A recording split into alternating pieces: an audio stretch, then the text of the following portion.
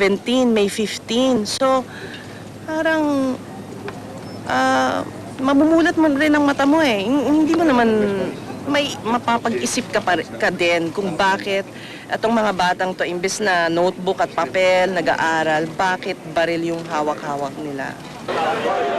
Bago matapos ang press conference, di may iwasang may magtanong, anong nararamdaman nyo ngayon? I feel so great. I'm masaya-masaya. Siyempre, masaya. Hindi maubos ang ngiti namin sa eroplano. At saka, malaking bagay yung malampasan mo rin yung ordeal na 10 araw na hindi mo malaman kung mabubuhay ka pa o hindi. Maki Pulido, nakatutok, 24 oras. Dumiretso sa Medical City ang grupo ni Ces Drilon para sa kanilang check-up. Sa ospital ding iyon, naging emosyonal ang pagkikita ng mga dating bihag at ng kanilang mga kaanak. Nakatutok si Pia Arcangel live sa Pasig. Pia! Mel, bandang alas 12:30 ng hapon, dumating dito sa Medical City ang ABS-CBN News team na binihag sa Hulo-Sulu at dito na rin sila isinailalim sa medical check-up. Mula sa domestic airport, dito sa ospital idiniretso si Ces Drilon at ang kanyang cameraman na si Jimmy Encarnacion lula ng isang chopper. Sa video na ibinigay ng ABS-CBN sa amin, kitang-kita na naging emosyonal ang muling pagtatagpo sa kanilang pamilya. Ang nanay ni Ces na nagka-nervous breakdown habang bihag ang anak, mahigpit na yakap ang isinalubong sa kanya. Di mapigilan ang pagluha ng mag-ina at hanggang sa elevator di nila binitawan ang isa't isa. Ang cameraman na si Jimmy Encarnacion inuubo pa raw hanggang ngayon. Ikwento niya ang kanilang paghihirap sa kamay ng mga bandido. Natutulog kami minsan sa lupa. Talagyan lang sa ako, tapos doon ako natutulog. Kahit umuulan. Yun, tapos gigising ka madaling araw. Hindi pa ka naman kaya. Sabi, may ibang grupo na kukuha sa amin. Gano'n. Walang pagkain. Ay, pagkain, noodles. Isang platito, hati-hati kami, apat kami, at isang platong kanin, gano'n. Hiniling ng ABS-CBN News team na bigyan sila ng ilang pribadong sandali kasama ang kanilang mga kaanak. Sa presidential suite dinala ang grupo.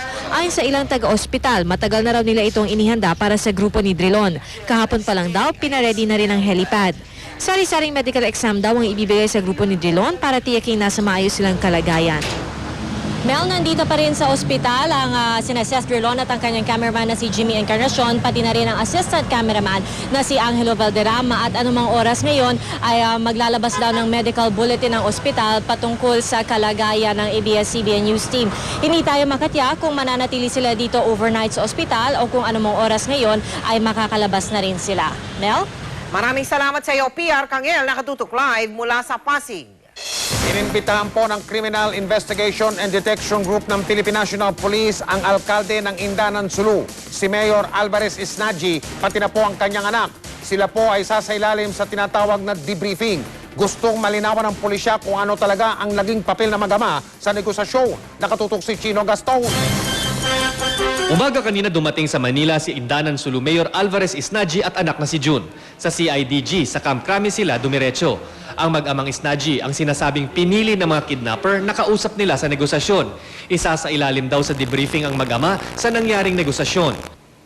Hindi rin daw itinuturing na sospek ang mag-ama. Si Mayor Alvarez Isnaji at yung kanyang anak is also being debriefed. Kaya lang sa Manila po sila dinala. They are not suspects as of now. No? At this point in time, pareho po yung prosesong dinaanan nila, kagaya nung dinaanan nung grupo ni Mrs. Drilon. The mayor was identified by the kidnappers as their representative. Now, I don't think I would appoint you my representative if you were a stranger to me. So we want to know where that came from, how come that happened, who were the emissaries. Pero iba ang tingin ni Justice Secretary Raul Gonzales sa partisipasyon ng mag-amang Isnaji. We have to look at the motives. It becomes more serious if there is ransom involved. When there is politics involved, the aspect of ransom is relevant. People are raising funds for the elections. Sinubukan naming makausap ang mag-amang Isnaji para makuna ng pahayag pero pinagbawalan sila ng mga pulis dahil sa isinasagawang debriefing. Samantala, di man malinaw ang katauhan ng mga sospek na titiyak ng pulisya na may kaugnayan ito sa grupong Abu Sayyaf. Mga bagong muka, bagong sibol, pero more or less nanggaling din sila doon sa mga grupo na yon. Sa mga susunod na mga araw, magsasampa ang PNP ng reklamo laban sa 14 na katao na may kinalaman sa pagkidnap sa grupo ni Ces Drilon. Nanawagan ng militar sa mga media na sumunod sa standard operating procedures ng militar kapag nagko-cover sa mga delikadong lugar gaya ng Sulu. We are in the best position to give that assessment. So we would like to appeal to your understanding that in some cases, ayun po, maaring hindi natin mapayagan. So hindi natin masasagot na oo, pwede. O kaya hindi pwede. So it's a case-to-case basis. Kabilang sa mga SOP ng militar sa media, ang pagbibigay alam sa local commander na nasa area of responsibility nito ang mga mamahayag, ang pagsailalim sa security briefing at pagpapahintulot na mabigyan ng security escort. Chino Gaston, Nakatutok, 24 oras. Isinailalim din po ng Philippine National Police sa debriefing ang isa sa mga nabihag, si Profesor Octavio Dinampo.